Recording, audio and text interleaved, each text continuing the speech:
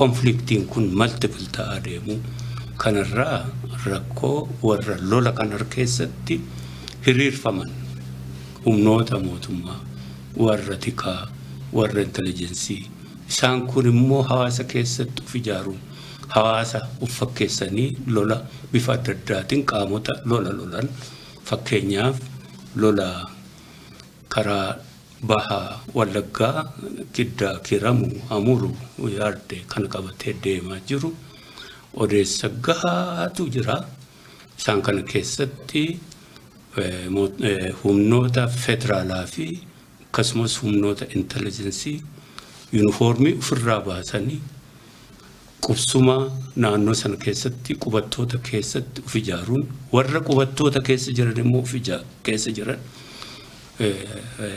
kaadhimuun leenjisuun bakka biraatti illee erguun leenjisuun maqaa faannoo jedhu kana itti kennanii lolli kun akkasitti jalqabe hanga dhumaa lolli kun akkasitti deema humnoota federal police counter insurgency jedhan yookaan farra riphee lolaa jedhanii ijaaran kanaa fi warra intelligensiitu uniformii ofirraa baafatee siviilii fakkaatee uummata fakkaatee kana achi as lola kana keessatti egaa ummaticha immoo dogoggorsuudhaan akka inni lola kanatti diramu bakka adda addaatti yaalameera.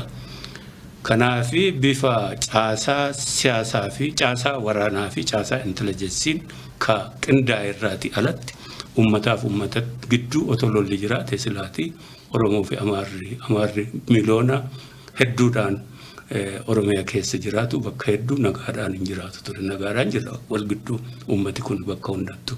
Bakkoota rakkinoon akkasii humna intelligensii fi humna waraanaatiin uumamaniitiin kaafe. Inni kun naannoo daangaa adda addaattii fi bakkoota adda addaatti deemaa jira.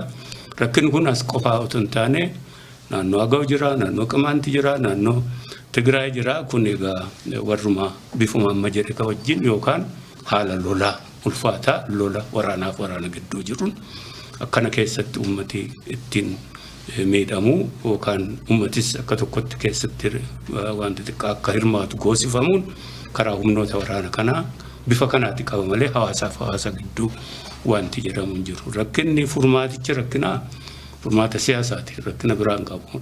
Furmaati siyaasaa immoo warra dhimmi ilaalu karaa mootummaa Itoophiyaa warra sirna kana bakka bu'anii lola kana gaggeessantu jiranii karaa keenya immoo abbaa dhimmaati jennee amanna isaan kana gidduutti taa'amee furamuu qaba.